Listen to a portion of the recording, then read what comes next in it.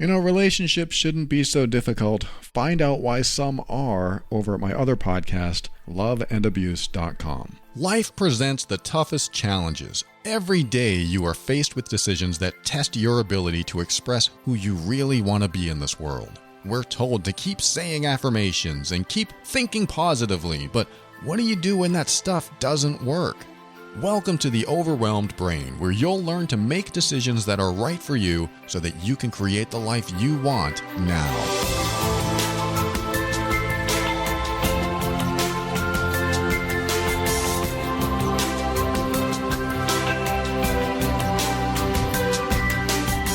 Hello and welcome to the show. This is Paul Coliani, and I want to help you increase your emotional intelligence, handle toxic situations with grace and ease, and give you the tools to show up as your authentic self. This show consists of my personal opinions and is meant for informational purposes only. Wonderful to have you here. Thank you for showing up yourself to another episode. If this is your first time, welcome. I'm glad that you are here. And I'm just going to get right into an email that I received because I have a feeling it's probably prevalent in a lot of people's lives, the subject of the email. And I think we should talk about it. This person wrote, "I have been in a dark place for a while now, and I can't seem to get myself out. I don't get happy or excited about anything anymore, and I see everyone else happy and somewhat enjoying life, and I just feel like I have gone backwards. I go from anxious to depressed sometimes, and the depression portion is so hard to get through at times. My mind races, and I have thoughts about what a failure I am. But I also know deep down I'm a good person, and I just can't bring myself to believe it. I just had a goal in my life to be happy and have certain things such as a house, marriage, kids, and I had 2 of those, but now I have none. Being in my 30s and having nothing to show for it makes me cry and feel bad, and I just don't know which way to turn. Thank you." Can anyone relate to this? I think when I was in my 30s, I could relate to this. I don't relate to it today, but I can certainly empathize. I can certainly be in that space with you. Thank you so much for writing that and for sharing this. And there's a lot of ways to look at this, a lot of angles to it, and I like to find the quickest way to the answers to fix something like this. And I'm not saying it's fixable, because if I did, that would indicate that you were broken. And I don't like to indicate that anybody's broken. I think if you're listening to a show like this and looking for resources to help you, then you are more functional than most people that don't seek resources like this, if they need it. I mean, there are some people that are fine. They don't need it, they don't look for it, and they're getting along in life great, and I know there are people like that. And then there are people that do need it and don't look for it. So I want you to consider yourself, if you're listening to this, if you seek resources to help you, whether it's through self-help videos, books, podcasts, or through the therapeutic route, through the professional route, anything you do to improve your mental health is, in my book, completely functional and indicates that you are not broken. You may have challenges, you may have difficulties, but that's why you're here. That's why you do this kind of thing. That's why you look for these kind of resources to help you out. The person who has challenges and doesn't seek resources to help them out doesn't really improve anything unless they're good at dealing with their own challenges. But if you're good at dealing with your own challenges, you don't seek resources like this. Or if you do, it's just kind of an addendum to what you already do and what you already know. But my point is, this person who wrote, and anyone that can resonate with him, I want you to know that in order to be cognizant and conscious enough to seek a resource like this for your own mental health and well-being shows that you're willing to do something to improve yourself. And of course, seek more comfort, seek more happiness, whatever your goal is. In this person's case, they said, I know deep down I'm a good person. I just can't bring myself to believe it. let's tackle that. Let's talk about that. Let's just say that deep down you're a good person, or maybe some people listening don't believe that, but let's just talk about this guy. He says, I know I'm a good person deep down, but I can't bring myself to believe it, which, right off the bat is a contradiction. Because if you say, I know I'm a good person, I just can't believe it, that is definitely polar opposites. I can't believe I'm a good person. That's like saying, I can't believe something I know to be true. I can't believe my car is black, even though I know it's true, but I can't believe it. So that contradiction brings up a dilemma inside of you. There's some sort of struggle or inner conflict that's going on that probably needs to be addressed inside of you first and foremost. And I think the question that might help you resolve this conflict or this contradiction is, what would need to happen in order for me to believe it? What would need to happen in order for you to believe that? Let's just say that deep down you're a good person, but I just can't bring myself to believe it. Just like this guy said, I know I'm a good person, I just can't bring myself to believe it. Okay, what would need to happen to believe that you are a good person? Let's just say that he said, I don't know, maybe if somebody told me I was a good person. And then I would challenge that. Okay, so if somebody came along and said, hey, you're a really good person, now would you have a solid belief that you are a good person? I'm going to guess no, actually. I think when somebody comes along and says that to this guy, he's going to be like, well, yeah, but they don't really know me. They don't see everything that I do. They don't watch me all the time. They only saw that one moment, so they believe I'm good in that moment. Okay, so back to the question. What needs to happen for you to believe that you're a good person? You have to answer that question, because if you don't have the answer to that question, you'll never believe you're a good person. So you have to know the criteria. You have to know what makes up your belief of knowing you're a good person, if that's even the way to say it. What are the components that make up your belief? I'm not saying you have to answer that question. You just have to answer the question, what needs to happen for you to believe that you're a good person? So this is going to help him, and maybe you, if you're listening and you resonate with this, understand what might be at the crux of what's causing this contradiction.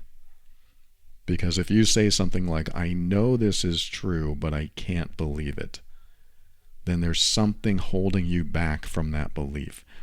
Now, we could ask another question, which brings us in a different direction. That question is, what would it mean if I believed I was a good person? What would that mean? If I believed that I was a good person, what would that mean, or what does that mean? And you might find some deeper concerns or fears in there, or maybe more beliefs or disbelief of some sort. A lot of what's going to come up for you is probably in your upbringing. We know that a lot of what happens in our upbringing comes out when we're adults, when we're trying to figure stuff out, and we're trying to deal with our challenges, trying to deal with anxiety and depression, and all of that starts when we're children and during our upbringing. Unless we had trauma later on in life, it can happen that way too. But this is why I'm giving you these questions, because it's important to help you pinpoint where the problem areas lie. And problem areas in the sense of what is holding you back from believing more about yourself, or believing good about yourself, believing that you are good instead of just knowing it, which again is a contradiction. Now, this person mentioned that he had a goal in life to be happy and have certain things such as a house, marriage, kids, and he said he had 2 of those and now he has none. Now, this is where we have to define what makes us happy. What are the components of happiness for you? That's an even bigger one, I'm sure. That's probably something that we think we know, but maybe we don't. So maybe his definition of happiness comes with having the house and the marriage and the kids. But now that they're gone, because he made those the source of his happiness, when they're taken away, what does he have left? This is another thing I've talked about in previous episodes. When we make a person or something outside of us the source of our happiness, then when that's gone, we're not happy. We might become depressed or anxious. We might have these negative effects from something that we set ourselves up to fail. Because when we place the source of our happiness outside of ourselves, it's a setup for failure. And I know people are already screaming at me through their podcast players, well, how am I supposed to be happy otherwise? Relationships make me happy. Puppies make me happy. Money makes me happy. All this stuff outside of me is what makes me happy. And I would say, yeah, makes me happy too. All that stuff makes me happy as well. Is it the only sources of your happiness? Because here's the thing, is that we go through life seeking so many external things to make us happy. And the acquisition of more external things and people and experiences are what continue to accumulate to give us what I would consider temporary highs. Because once we get that thing and we're happy we got that thing, eventually that thing is going to change. Once you get a new car or a newish car and you're happy you got that car, 5 years down the road, it's not the same car typically. Depends on the make. But a few years later, it's not the same car. The seat starts to wear, the transmission starts to feel differently, or maybe 10 or 15 years later, depending on how long you drive a car. I'm a long-termer myself. I like to drive them until the wheels fall off. But what ends up happening is that the car gets older and things start to change on it, and it can change how happy you feel every time you sit in it. You may not feel as happy as day one. Maybe on day 10,000, you sit in it again and you're like, this doesn't make me as happy as it used to. It's because we have our source of happiness in something external. And because of that, it changes how we feel when the external thing changes. And this is something we have to be careful about. And again, it's hard because external things do make us happy. And I think it's okay. I think it's okay that external things make us happy. I think it's okay that when you get a house, you become happier. When you get a good relationship, you become happier. When you have kids, you become happier. I think it's all okay and all wonderful, but you have to have a happy foundation, or at least some ingredients of happiness inside you in order to feel that happiness and connect with that happiness all the time. And that's impossible, honestly. You can't connect with and be happy all the time. I think we all know that. It's impossible. If you're doing it, send me the recipe. Because I know even during a sad movie, yes, I'm happy to watch this movie, but during that time of sadness, I'm not happy. At the same time, when the sadness is over, the happiness can start to seep in again. And I think happiness is not really a good goal anyway. I don't really like to pursue happiness. Happiness should be a side effect of what you're doing in your life and who you hang out with in life and how you feel about yourself. I mean, there's a lot of variables, some external, some internal. But you have to connect with the internal ones and make sure you've got a lot of that covered. In my experience, what ends up happening is that when we don't deal with our emotional baggage from unhealed traumas, old events of neglect and abuse and just people treating us badly or us having bad experiences, all of that could be lacking closure in our lives. And whatever lacks closure, we bring forward into the next day, into the next month, into the next year, into the next relationship, and on and on. And as long as we continue bringing this lack of closure from the events and the traumas and the abuse that has happened in our life, then we end up covering what's underneath, which is purely you. It's purely us. It's you at the deepest level. It's the capital Y-O-U. that is the most important person in the world. And some people may disagree with that. Yeah, I'm not the most important person in the world. My mom is, or my son is, or whoever it is, my husband, my wife, my kids. But once you accept that you are the most important person in the world, what ends up happening is you treat yourself like the person that you believed to be the most important person in the world. I hope that makes sense, but let's just say that you think your kid or your kids are the most important people in the world. They are the most important. So if you treated yourself like you treated your kids, how would that be different? Well, I would do anything for my kids.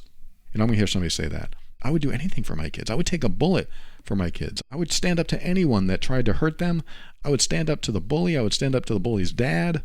I would say, you need to back off because this is my kid and you have no right to talk to them like that. And I would say, bravo, that is amazing. And would you do that for yourself? Would you do that in a work situation where your boss came out and humiliated you in front of your coworkers? Would you do that for yourself? You know, one of the keys of happiness, at least in my life, I can't speak for everyone, but what I've discovered is that when I treat myself as the most important person in the world, I suddenly do things that I wouldn't normally do from a dysfunctional mindset, for lack of a better way to put it. Because I grew up with a dysfunctional mindset. I grew up thinking that it was better to people please or better to just roll over and let people walk all over me because I didn't want to make waves. I didn't want to create conflict. I thought that was the best way to get along with everyone. But if I start to treat myself as if I were the most important person in my life, I start treating myself differently. You want to know where happiness comes from? Boy, when somebody stands up for you, it feels pretty good. You feel worthy. You feel valuable. This is what you do for yourself. This is how I've learned to connect with a deeper part of me that really makes me feel good about me. I want you to feel good about you and treat yourself as the most important person in the world so that when somebody comes along and mistreats the most important person in your world, you won't stand for it because that's the most important person in the world. I believe this is a big part of where happiness comes from, is when you stand up for yourselves when you probably wouldn't from a dysfunctional mindset. And I know you can't stand up to everyone and anyone. That's not what I'm saying. You don't stand up to the violent person. You don't stand up to somebody that has the ability to hurt you badly unless you're willing to take the risk and you're willing to face the consequences. That's another question that I believe it's important to ask yourself when you don't feel as happy as you want to be, or you're feeling anxious or depressed or however you feel. The question that I like to ask is, if you had absolutely no fear of the consequences, what would you do or say then? That is one of the most important questions because it always brings up your truth. It always causes your truth to rise up and reveal itself. Sometimes you didn't even know that truth was there. It also allows you to connect with that most important person because they have a voice now. That question gives the most important person in the world a voice. It gives your truth a voice. And when you hear that voice inside your head, you hear truth. You hear what you really think and feel. You hear what you really want to do or say. The next step is the hardest step, doing or saying it. It is the truth that comes out of you instead of staying inside of you. You've probably heard me talk about depression before, but the way I've experienced depression, and many others have, is you first suppress something that you're thinking about, and then you repress the emotion that comes with that thought, and that leads to depression. Not just once. I mean, you continually suppress the thought, repress the emotion. It adds to depression. The next one, suppress the thought, repress the emotion, and now you have another building block of depression. It's the continuous repetition of suppressing thoughts, repressing emotions, so that it lays the foundation for deeper, stronger, darker depression. I learned this from a very young age from my mom. I'm not blaming her at all. This is how she learned as well. But I learned that it was important that in order to not get hurt, that you must suppress your thoughts and repress your emotions, because if they come out, there's a chance that you'll get hurt. And growing up in an alcoholic home like I did, my stepfather could be at times a violent drunk. And believe me, the last thing you wanted to do was evoke that violence. So what do? You, as a kid, you hide it. You stuff it down, you swallow it, you repress it. And later on in life, when you're away from that scenario, if you still don't have closure from all that repressed negative energy that you've swallowed for many years, you might have to find it. And, I've talked about it on the show before, but connecting with how I really felt deep down inside about my stepfather was the very first baby step toward healing from my depression many moons ago. It was the first time I admitted how much I hated him and how much he affected my life, and I cried. I was a mess. And those tears represented many decades of repressed negative energy. It was exactly what I needed to do. It was the pressure relief valve that I needed to open in order to start the process of deconstructing and debuilding or unbuilding the depression that I had built up for so long. So I'm not saying this is going to cure everyone's depression, but it sure was a good start for me. And in order to continue that journey of healing my depression step by step, I had to embrace that I was important. I was not only important, I was the most important person in my world. I was the most important person, and because I believed that, I started treating myself that way. Just like if someone came up to my mom and started yelling at her and pointing their finger in her face, and my mom started crying, guess who's damn well going to stand in front of her and stop the nonsense? I'm going to stop that nonsense and say, back off, you son of a... You need to pick on someone your own size. She does not deserve this treatment. What's your problem? Or whatever I say. It'll probably include some expletives. I'll try to be calm, but this is my mom, one of the most important people in my life. And if I'll do that for my mom, I'm going to do it for me. Because in order for me to do that for my mom, I need to know it's in me. I need to know I'm capable of doing it. And I need to feel good about myself. I need to be happy about who I am.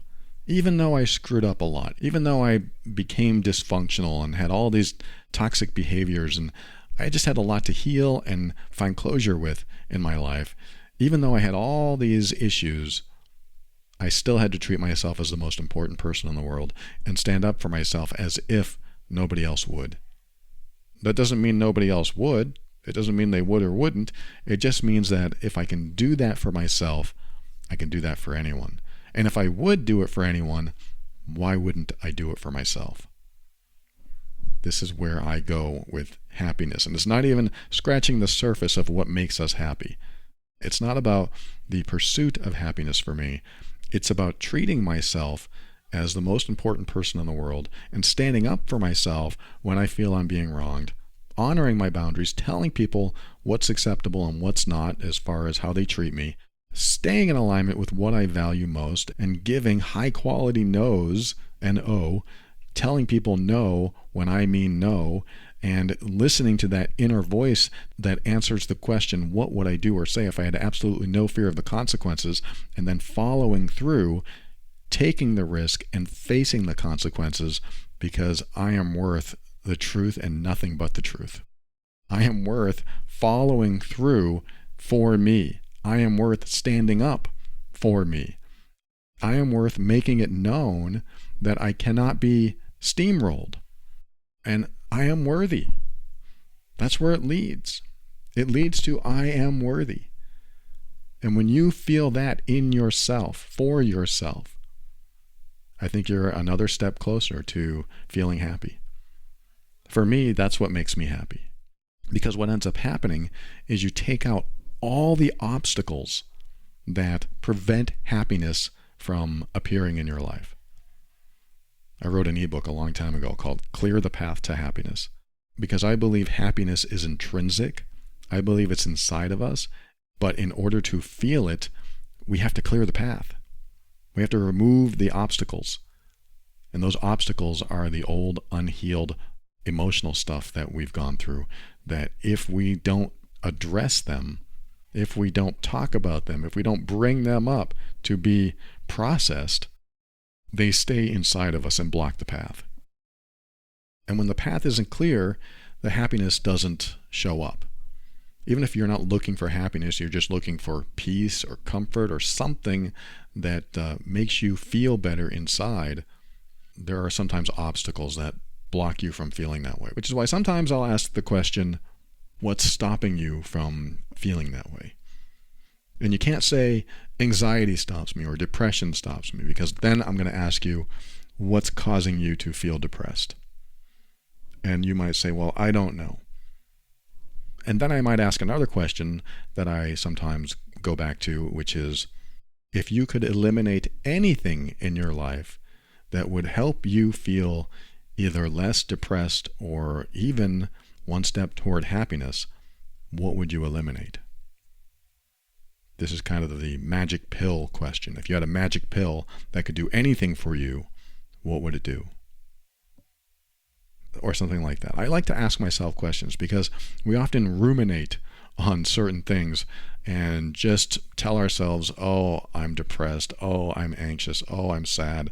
And we don't ask the why questions or the what questions often enough.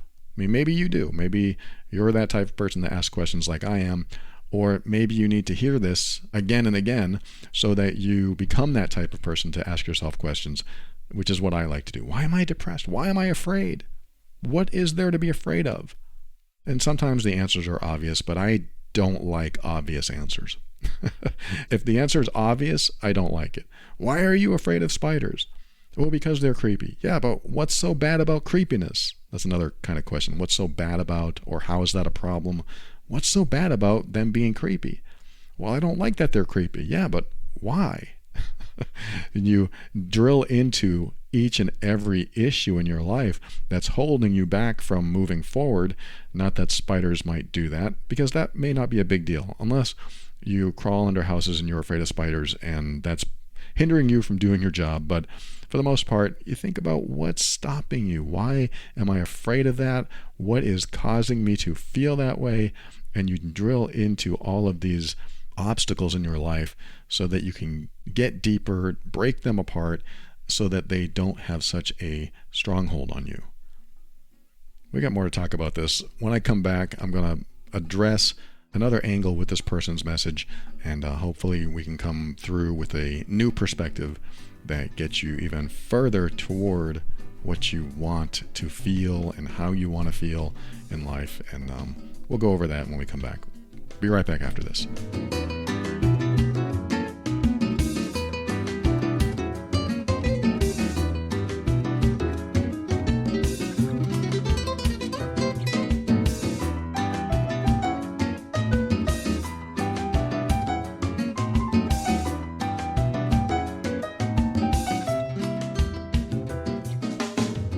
One of my goals with the Overwhelmed Brain is to provide you information that you can't get anywhere else. Sometimes I succeed. Sometimes people are talking about what I'm talking about, but I like to think that it's pretty unique original content over here. And I also like to share what I've found to be unique products and services that really stand out and really benefit you.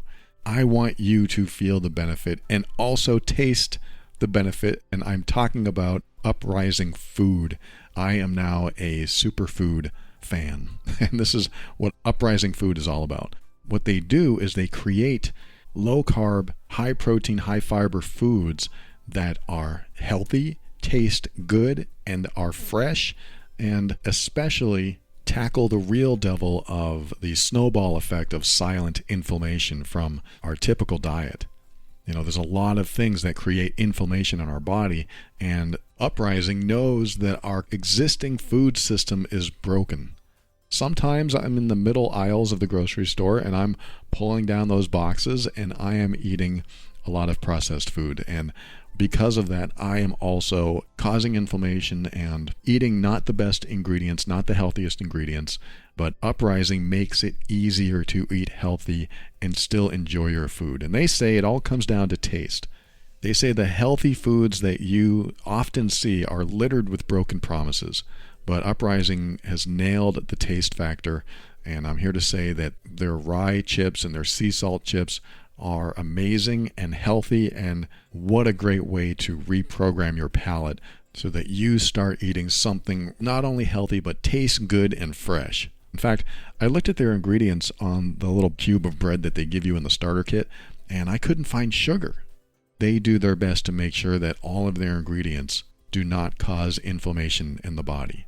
I think when something comes along that brings farm market quality to your doorstep rather than going to the grocery store, it's important to take a look at it because your health is important. So check out Uprising Food. They cover anything from paleo, clean keto, simple low carb to high fiber to dairy-free and a grain-free lifestyle, whatever you're practicing in your life. Go to uprisingfood.com/brain. That's uprising, UPRISING, food.com/brain. Get $10 off your starter kit today. You'll be hooked. And how about taking those amazing superfoods I just talked about on an exclusive vacation to Mexico or the Caribbean or some other amazing destination? I'm talking about FunJet. They have a pleasant and personal service that's a one-stop shop for all your vacation needs. My girlfriend and I just came back from a vacation a few weeks ago, and we were very fortunate to have everything work out where we actually got a place to stay, and it was just to visit our family, but it was a nice vacation. But now we're thinking, where can we go where we don't spend every single day visiting someone on our vacation, because it can be a lot of work. I say this knowing that maybe somebody from my family is listening now. I loved seeing you. I was so glad to see you there, and I'm so glad that we're family. But, it's a vacation. Sometimes you want a few days off to yourself. And that's what my girlfriend and I are talking about now. So we're looking at our next vacation and seeing FunJet offering us exclusive package deals to any RIU hotel and resort. I mean, after the last vacation, we need a vacation from our vacation because the last one didn't give us the time off. We had time on all the time. Again, it was wonderful, but it was a lot of work. And I'm ready to have some much needed fun. Like I said, FunJet Vacations is a one-stop shop for all your vacation needs, and they are experts in the industry. They offer a fast and easy way to book your next vacation, and for a limited time, the listeners of this show can use the promo code FUNJET75. That's FUNJET and the number 75 for $75 off your next FunJet vacation at RIU Hotels and Resorts. Whether you're looking for family-friendly or adults-only getaway, there's a RIU Hotel and Resort for you. Just go to funjet.com. That's 2 words, FunJet. Funjet.com. Use the promo code FUNJET75 and you'll get $75 off. But you need to book by October 15th, 2021 to travel through December 2021. Restrictions apply. Check it out, funjet.com. Use the promo code FUNJET75 for $75 off today.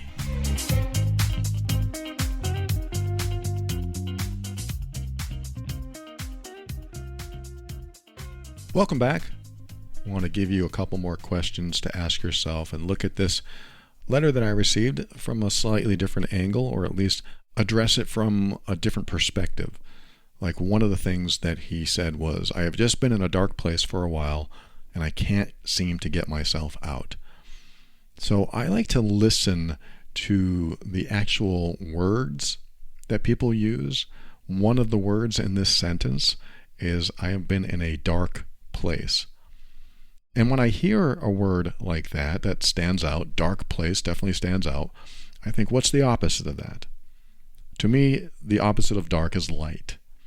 So I will ask the question using the opposite word in the sentence. So if you said, I've been feeling really down, I might ask you, what would cause you to feel up? It's just a simple example, but what needs to happen to cause you to feel up? What does it look like if you were feeling up? And then you might say, well, up's the wrong word. It's not up and down. I feel down meaning I'm, whatever the word is for you, I'm sad. Then the question might be, okay, what needs to happen to make you happy? And again, this is one of those questions that might be too big. What needs to happen to make me happy? Well, I need more money. My spouse needs to come back in my life. My kids need to talk to me again. There's all kinds of things that would make me happy. And that would be a question that would be too big. So we need to break it down a little bit and start asking questions that have smaller answers. So that's something like what would make you happy might be what is one thing that would make you happy? Or how about what is one small thing that would make you happy? Again, this is just using the opposite of the term. If it's sad, then the opposite's happy, but maybe not for everyone. Maybe the opposite of sad is just not feeling sad anymore for some people. Well, what would make you not feel sad anymore? I personally prefer that over what would make you happy. In fact, I prefer talking in negatives like this. What would cause you to not feel sad? I like that word too, not. What would cause you to not feel depressed? Because if we look at the opposite, it doesn't always apply. Like, it's not just that I want to be happy, I just want to stop feeling depressed.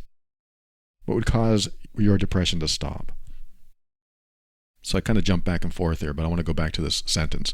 I've just been in a dark place for a while, and I can't seem to get myself out. So I'm looking at that word dark, and I'm thinking, okay, light. What would help you get to a light place? There's an opposite word for you. And to look at that and ask it in a different way, what would cause you to not be in a dark place? I think that's going to get you closer to a truth inside of you. In fact, I'm switching gears. I was going for the opposite word, like dark and light, and it can be very helpful because when you use a very unique word, the opposite might give you some insights. Like, I'm in a hard place. Well, what would help you get to an easier place? What would it look like to be in an easier place? What would make it easier for you? So look at those words that you say to yourself. But I am flip-flopping now and saying it's probably better to ask, what would help it not be so dark? What would get you to a place that's not dark? What needs to happen so that you're not in a dark place? So just add the word not. Like, let's take another sentence of his. I don't get happy or excited about anything anymore, and I see everyone else is happy and somewhat enjoying life, and I feel like I've just gone backwards. There's a word, right? Backwards. There's a very unique way to say something. I've gone backwards. Let's look at that. Let's take the opposite first. What needs to happen so that you feel like you're going forward? There might be some sort of insight that pops up in there. And let's take the not example. What needs to happen so it feels like you're not going backward? And of course, there's a lot of information in this sentence. I don't get happy or excited about anything. I point toward depression. That usually what happens when you're depressed or having symptoms of depression is that what used to make you happy doesn't make you happy anymore.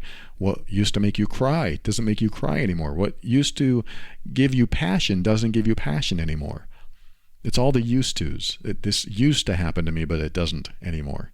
And depression is usually when you feel depressed in all the feelings that you used to have, all the emotions that you used to have. They're depressed. They are simply not there, or they're very little.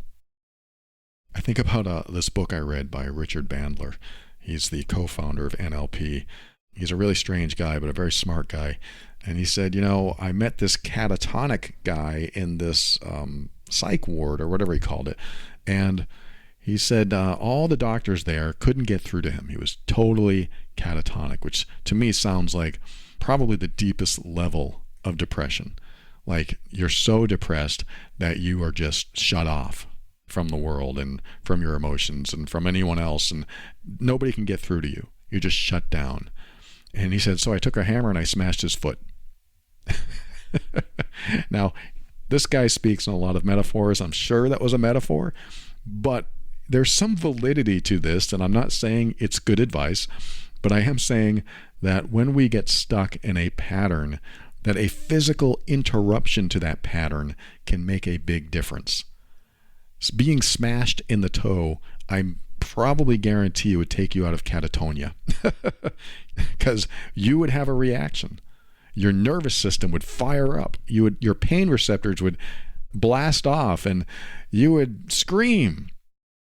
You'll feel an emotion. Something's going to happen from that physical interruption to your current state. And so his point was there are ways to reach into yourself that may be unorthodox. And I prefer unorthodox next to almost anything, because unorthodox is usually something that goes around our filters, goes around our critical thinking, and gets right to the heart of something and disrupts it. I mean, not always. Sometimes unorthodox doesn't work at all, but I prefer unorthodox when it works. And what he was saying is that the physical interruption is going to create a pattern interruption, a disruption to the current state, and that disruption can have the ability to get you out of that state, if not temporarily, maybe longer term, but it'll at least get you into a different pattern or at least a new way of thinking in that moment. Now, I'm not saying that you should do this. I'm not saying that you should cause yourself any physical pain. That's not it at all. What I am saying, however, comes back to another angle that I was thinking about with this person's message, which is what you do in your life is a lot different and a lot more effective and defines who you are and how you feel about yourself more than what you think and more than how you currently feel.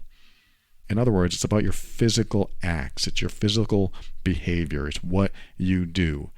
It's the cat stuck in a tree and you're walking by and you look up and you see the cat, and let's just say that you have the ability to climb trees and get the cat down, or at least retrieve a ladder and get the cat down.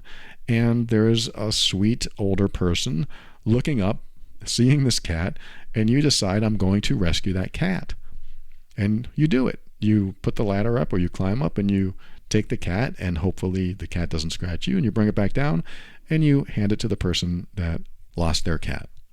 And they're so grateful and they're so happy that you did that, and doing so made you feel good because you made someone else happy. Let's just say that happened. It's a scenario that we see in movies and it can make a lot of people feel good. The person who does it is going to think and feel something about themselves as opposed to the person who doesn't do it. And I'm not saying you have to do it. I'm just saying there's going to be a difference in how you feel about yourself. The person who doesn't do it because they choose not to, oh, there's a cat in the tree, their cat's still climb back down. And that senior citizen that's waiting for their cat to come down will just have to wait a little longer. I don't really have time, or I don't really want to deal with this. I'm going to move forward. There's going to be a different feeling in that person than there is in the person that actually did something. And I'm not saying either are wrong. I'm just saying the physical act changes how you feel inside. Doesn't cure depression, but it changes how you feel because you did something physical, because what you do defines who you are, in my opinion. What you do defines who you are. Because you can have all the negative thoughts in the world, but how you show up, what you do defines who you are. And that addresses your comment where you say, I know deep down I'm a good person, but I just can't bring myself to believe it. The more you do that's good, the more it makes you a good person. Again, this isn't a full solution. It's just a different way to look at things, because what ends up happening a lot is that if we're sad or depressed or whatever we're feeling, we'll end up sitting on the couch and doing nothing. Or going to work and being a drone, and then coming back and just being a drone, and then going to sleep and waking up and being a drone. All of these things are routine, they're patterns, and we don't find things to break our patterns. I like to look at a physical break in the pattern, like Richard Bandler said on smashing someone's foot with a hammer. Not my recommendation. Please don't do that. But walking 5 miles uphill, if you're not used to A, walking, and B, walking uphill, and C, walking 5 miles, it may not be something that you want to do, but it will be a physical break in your pattern, which changes things. And when you do this, when you challenge yourself in a physical way, even if it's something simple like offering to pump someone's gas and even paying for it, it's not necessarily a huge physical thing, but what it does is it changes how you think, it changes how you perceive other people, you're connecting in a different way. And that's just a minor thing, but a major challenge might be to climb uphill for 5 miles to get to the point where you're so exhausted that you have no choice but to go back, and also no choice but to think about what it's going to take to get back physically, because mentally you're exhausted. And when you exhaust yourself mentally, you sometimes don't have any more energy to be depressed. You don't have any more energy to focus on your anxiety. All you care about when you're so exhausted is physically making it back to your comfort and safety. Again, I'm not saying that you should physically exhaust yourself, but I am saying that when we sit around and be in our depression, instead of getting up and doing something aside from sitting around and doing physical things where it takes our body and our mind, we can sometimes overwrite some of the old pathways that create depression. Pumping someone's gas is a physical act. It's something that you do that's not sitting down on your couch. It's something that you do that requires effort. It requires exertion of some sort, even though it's minor. But what ends up happening is you end up checking a lot of check boxes that can change your mindset. One checkbox might be you're helping someone financially, you're helping someone physically who has a hard time pumping their own gas, or you're helping someone emotionally because they just had a hard day and you're coming to save the day. And doesn't mean you have to be everyone's savior. It just means you're doing something different to create a scenario where you're not thinking about and sitting in or being in anxiety or depression. It's just the physical act. So this is what I'm talking about, is that you have an opportunity to sit and be in that space or do something else. And when you do something else, your mind and body have to do something different than they're used to. So this goes beyond just the questions that you ask yourself, like what would it look like to not be depressed, or what needs to happen so I am not depressed, or what needs to happen so that I'm not in a dark space. Sometimes doing anything that's not routine can be a good jumpstart into doing more that's not routine, that helps bring you into a different mindset. And I have other episodes on depression that you can listen to as well over at theoverwhelmedbrain.com. But I wanted to address the depression because it was brought up in the message, and also because I know a lot of people deal with it. So it's an important subject, like I said earlier. And let me address this last comment in his message where he says, being in my 30s, I have nothing to show for it. It makes me cry. I feel bad and I just don't know which way to turn. I totally get this. I've lost everything back in 2009, 2010. During the mortgage crisis, I had a condo and I had a girlfriend, and I lost the girlfriend, then I lost the condo, and then I got married when I was broke, and then we had nothing for a while. And I mean, this is a huge timeline, but I'm kind of condensing everything here. There was a point where basically I had nothing to my name, and we were broke. We were absolutely dead broke. We did have each other, but eventually I was able to get back on my feet, and we were able to get into a better space and move and live a better life. But then I got a divorce, and then all I had was everything I could fit in the back of my truck. So there were all kinds of things that happened during several periods of my life, and I've learned, unfortunately, that this can happen and does happen, and we go through these ups and downs, and it's so difficult because I can't just tell you, hey, everything will be all right. I mean, I know it'll be all right, but how can I know that about you? I can't. I don't know if everything's going to be all right. I do know, however, if you continually work on yourself and treat yourself, like I said, as the most important person in the world, and start doing things for you, you start building a stronger foundation inside of you so that when there is loss, because there will always be loss in your life, but when there is loss, if you've built a strong foundation inside of you, when you fall down, you'll be able to get back up. You'll need to brush yourself off, and you will feel down. You will feel in a dark space now and again. You will feel some maybe sadness or even depression. You will feel all these things, and you will get through it because you have worked on building that foundation from making yourself the most important person in the world, in your world, and you'll have enough resources and tools to tell yourself, okay, this happened, it sucks, I'm sad, I'm going through it, there's going to be pain, this is a phase in my life, it hurts, I hate it, I feel like a failure, bring it all up. Don't stuff it back down. Bring it all up. I'm feeling this. I'm thinking this. I don't think I'm ever going to be happy again. If it's in there, bring it up. Say it, express it, whatever you need to do.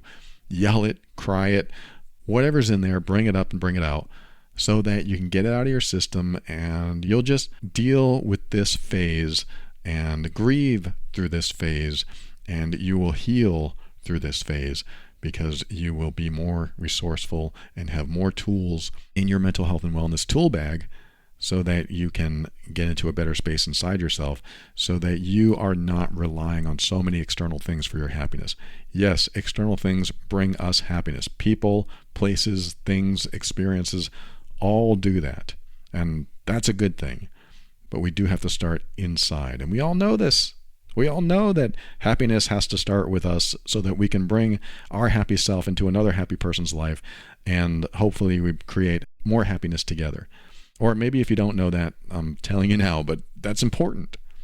And it's hard to do if we have been relying on external circumstances to make us happy. It doesn't mean they can't. It just means it's important that we work on our foundation and work on our self-esteem, work on our self-worth. And the more we do in our life physically, the more we make things happen instead of just thinking about things that you want to happen or wishing they would happen. The more we do things, even taking a walk along a sidewalk that you haven't walked on before can start to make a difference. In addition to everything else I've talked about today, and in addition to my other episodes on depression and anxiety, all of it makes a difference. There is not a single solution. There are multiple angles and multiple ways to tackle a situation where you do feel down, you do feel like you're not happy, and now you have nothing to show for life. I look at everything that happens in your life as a new chapter. It's like reading a book where you get to the end of the chapter and then a new one starts because something big happened. But I also see that there's a lot more to the book. There are a lot more chapters to this book of life, and it is worth going through these chapters to get to the next one because things do change. And sometimes we have to put more effort to make those changes, but they do change. There is always a new chapter, and sometimes that chapter continues what we like, and sometimes it stops what we like. And when it stops what we like, we have to have a solid foundation so that we can get to the next chapter and pull ourselves up from the muck and prepare for the next chapter, which might bring us more joy than we've ever felt. But remember, got to clear those obstacles. Lots of obstacles that can block the happiness that's already inside. And sometimes you need help. Sometimes you need somebody else to help you out. Sometimes you need to talk to someone. Sometimes you just have to ask yourself the questions I shared today. But always try to move forward. You want to see if you can get that forward momentum, because once you do, every little step feels like the next accomplishment, and every little accomplishment feels like a success, and pretty soon you're on your way. I know, easier said than done, Paul. Yes, I know, but I'm hoping this little motivational speech will help you get to a better space inside you if you're dealing with any darkness inside of you. I appreciate you. Thanks for tuning in. We'll be right back with my thank yous and my goodbyes and my final words right after this.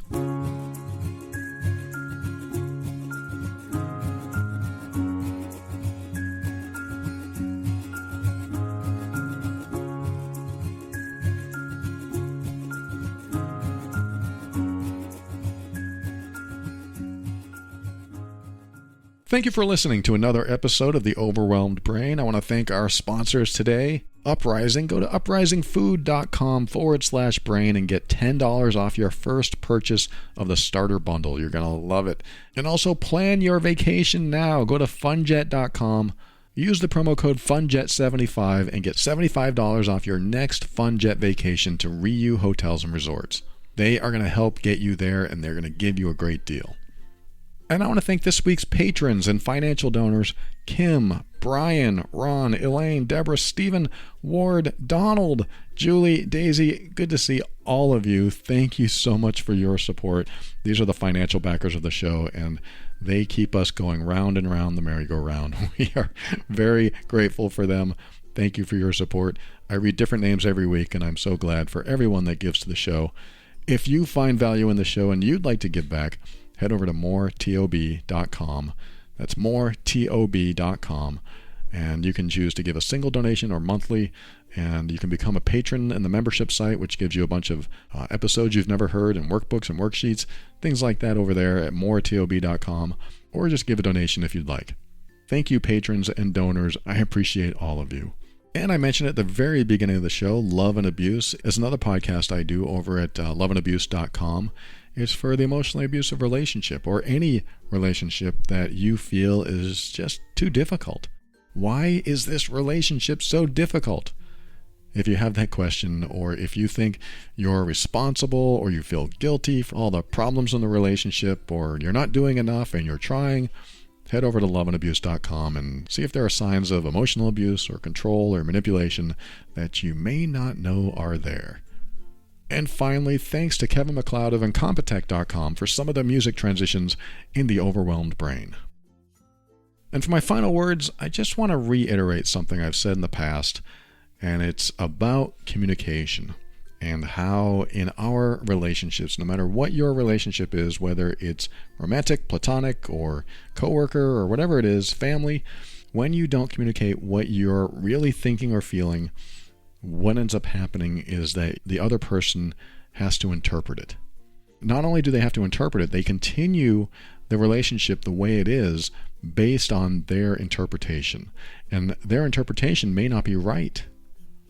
I have a friend right now that's having marriage issues, and she said her husband just fell out of love. They just fell out of love, and now they're going to get a divorce. And it was a total surprise.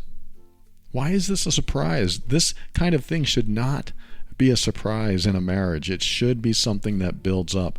It's similar to something that is going to be a horrible analogy, but I'm going to use it. But I think it's a good one because it highlights something that we don't normally see too often. Like if you were at a job, and let's just say that at the end of the first year of this job, you were expecting an evaluation. I don't think it's fair for your boss or whoever does the evaluation to come in and say, okay, you know what? You've failed to perform here, here, and here. I'm going to give you average marks here, here, and here. And you did okay here, but you didn't do so good here. So I'm only going to give you this much. Because what ends up happening is if they give you that evaluation without any commentary throughout the year of what you're doing right or wrong, then the entire time you're just guessing. And that's just a terrible thing. I don't think it's fair for you to guess how you're doing and wait to the end of the year to get an evaluation. I think it's important that you maybe have an evaluation every 3 months. How are things going? Things are going great. Here's a bunch of check marks. Everything's going well. That way, by the end of the 12 months, you've been evaluated three times, and then the fourth time was the 12th month. So you will have known everything you did right, everything you didn't do right, everything that you could do better. You'll have all that information so that there'll be no surprises on the final evaluation. In fact, the only surprise should be a good one. Here's your money. Here's more money, I should say. This is how relationships should work. This is why I'm telling you this analogy. This is how a relationship should work. And I'm not saying that you should have a 3-month evaluation of your relationship together, but I am saying that you should analyze how it's going in the relationship yourself and also convey to the other person how things are going as well, if they're not going so well, or if they're going better than you hoped. If it's average, you don't have to keep coming back and forth saying, yeah, everything's fine, everything's good or good enough. You don't have to continue reporting that. But if you're feeling upset about something or negative about something, I think it's important that needs to be talked about. Like when I was married for, I think, 2 or 3 years, I forget how long we were together before my wife mentioned this, but my wife noticed a behavior in me that really bothered her. My behavior was that of like a little boy. Like I would ask permission for things. Like I said, hey, do you mind if I make something to eat? I don't want to cause any trouble. I didn't use those exact words, but that was the energy behind it. I would say, hey, would you be upset if I did this? And I would just ask for permission. Like I didn't want to upset her. And it was starting to drive her crazy. She finally said, look, I don't want to be married to a little boy. I want to be married to a man. Stand up and say what you want. You don't have to ask for my permission in everything. I want you to feel good in yourself. I want you to feel confident in yourself and just tell me this is what I'm going to do. Or at least don't ask for permission like you're a little child. And I looked at her and I said, what? I'm not a child. I mean, this is a way I've acted all my life in all my relationships. So this was very new information. I had never heard it before. And I asked, what do you mean? And we talked about it. And just like I described, she didn't want me to sound like a little boy. She didn't want to be married to what she felt like was little boy behavior. And so I said, so what do you mean? What do you want me to do instead? And so I finally said, okay, I'll try. And even that's from a little boy's perspective, I'll try. And so going forward, it was very difficult to change a behavior. But if she hadn't said anything to me and our relationship just kept going on and she just kept feeling more and more negative toward me acting like a little boy. And then one day she came up to me and said, I can't stand that you act like a little boy. We need to get a divorce. If she had said that, I would have absolutely zero opportunity to change. And this is what I'm talking about. Sometimes we don't give someone an opportunity to show up in a different way when they're bothering us or do something different because we just say nothing or we communicate it in a way that's not clear. Like I used to mope around when I didn't get my way, or I was good at moping. I would mope when I was angry, but I didn't want to sound angry, or I wanted to say something, but I chose not to. I would just not say anything, so I would mope. I would suppress those thoughts and repress those emotions.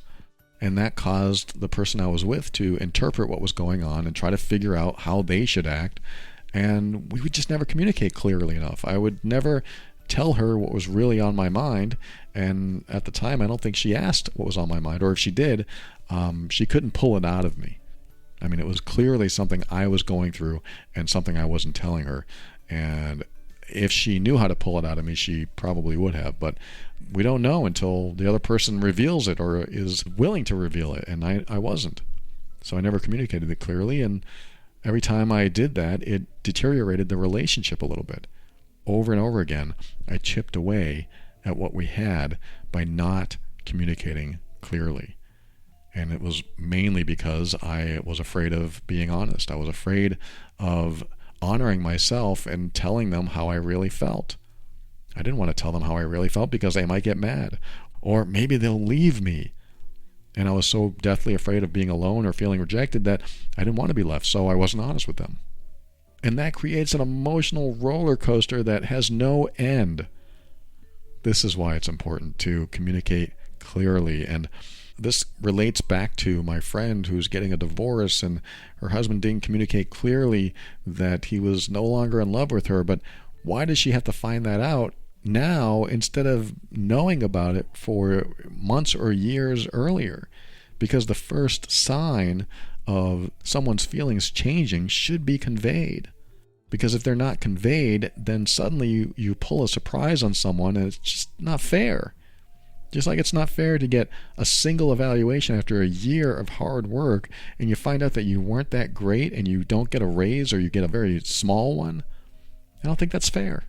I think it's more fair to evaluate what's going on in the relationship and share that with somebody if there's a negative aspect to it or an above average aspect to it, something nice. Or even if you just want to share something nice anyway, but as long as it isn't something that's going to chip away at the relationship if you don't mention it at all.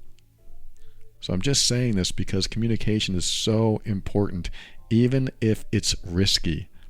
My friend's husband might have had to say, hey, look, I'm starting to feel differently about this relationship. I'm starting to feel differently toward you. And I want to talk about this because I don't want to feel this way. Or maybe he does. Maybe he is not happy with other things in his life, but why wouldn't you talk about that? And I'm not saying you talk to dangerous people like this. If they're dangerous or they're known to be hurtful in any way, then maybe you can't talk to them. Maybe you've been dealing with something else, neglect or emotional abuse or even worse. That's not what I'm saying at all. But in a typical relationship, in any kind of relationship, if you're not honest, then people have to go on an interpretation of what you're thinking and what you're feeling. And sometimes they'll get it wrong.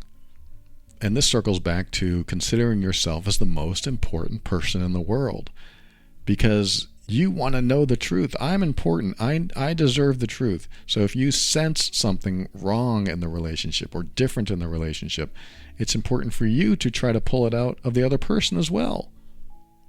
And I'm not saying you have to do any of this. I'm saying this is how I live and this is how I suggest we have relationships. We have to communicate. I think it's important to communicate, to be as honest as possible, so that we're not surprised by something that comes along that just totally shakes our foundation. If you're married and your husband or wife says, I want a divorce, and it comes out of left field and you have no idea why, they either weren't honest with you and communicative, or you maybe weren't conscientious enough to notice the symptoms or the signals that you should have noticed, or maybe there were no signals. Maybe they just surprised you. Or maybe you did see things, but you never mentioned them and you never discussed them and you never brought them up and put them on the table and had a discussion about them. I think that's so important, to have discussions about things that you don't want to talk about. That's hard. It's so hard to pull this stuff up and talk about it, but sometimes you gotta, because people have independent thoughts. People that we know and love and are with have independent thoughts, and they might be thinking, I got to get out of this. So why not tackle it up front? What's going on? I mean, this is what I had to do in my current and hopefully last relationship. When it first started, I had to ask her, hey, what's going on? Every time I see you, you barely look at me. Every time I walk in the door, you don't even acknowledge me. What's going on? You don't even want to kiss me. That was the very beginning of this relationship, and she had been holding back. She didn't want to upset me. She didn't want to make me think that she was mean or whatever. She didn't want to be mean to me. And I finally pulled it out of her because I wanted closure. Remember, we talked about closure. Closure is so important. Sometimes you can get it, sometimes you can't. If someone ups and leaves you out of the blue, you may not get closure. And sometimes you have to live with that, and it's just something that it happens. But when you see signs and you're afraid to face those signs and talk about those signs, you may end up without closure, which is why it's important to talk about things, to bring them up, to put them on the table, to discuss them so that you can reach some sort of conclusion about what's going on. Otherwise, all you carry around are a bunch of questions and a bunch of self-doubt or a bunch of insecurities that never get addressed. But this is a whole topic for another day and another show. I am so glad that you are here. I hope you got value from this show today. Just remember, always keep an open mind. This is what helps you step into your power so that you can create the life you want. Always take steps to grow and evolve. You are powerful beyond measure. And above all, and this is something I absolutely know to be true about you, you are amazing.